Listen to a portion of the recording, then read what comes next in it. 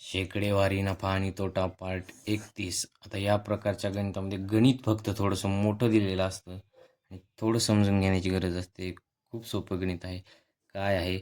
एका निवडणुकीमध्ये 8% मतदारांनी मतदान केले नाही. म्हणजे 8% जणांनी मतदान केले नाही. म्हणजे किती जणांनी केले? 92% जणांनी केले. थोडंसं लॉजिक लावायचं यामध्ये. 100 पैकी 8 जणांनी केलं नाही, 8% जणांनी केलं नाही. या निवडणुकीत फक्त 2 उमेदवार उभे होते. निवडून आलेल्या उमेदवाराला एकूण मताच्या 48% गुण मिळाले. मतदान किती जणांनी केलं? 92%. निवडून आलेला उमेदवार जो आहे त्याला किती टक्के मतदान मिळालं? 48% मतदान मिळालं.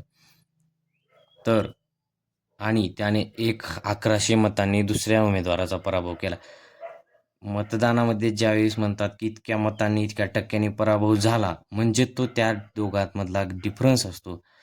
म्हणजे 1100 मतं या दोघांचा डिफरन्स आहे. आता 92 मधले 48% जणांनी याला मतदान केलं, म्हणजे याला 44% मतदान झालं.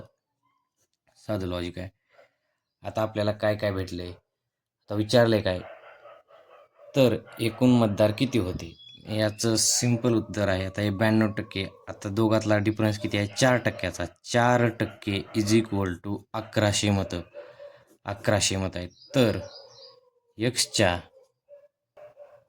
4% म्हणजे 4/100 इज इक्वल टू 1100 आहे. तर एक्सची किंमत किती? आपल्याला एवढंच काढायचं आहे बस.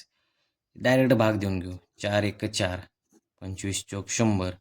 तर डायरेक्ट यांचा गुणाकार होतो, कारण इकडे भागाकारात असलं की क्रॉस मल्टिप्लिकेशन होत असतं. इकडे जाऊन तो गुणतो. 1100 गुणुले 25 बस. 25 गुणुले 0. 0च येतं दोनदा. 25 एक 25ला 5 हातचे आले 2, 25 एक 25 आणि हातचे 2 27. उत्तर आलं. एकूण मतदार किती होते? तर 27,500. पर्याय क्रमांक 4 बरोबर उत्तर असेल आपलं. 27,500 एकूण मतदार होते.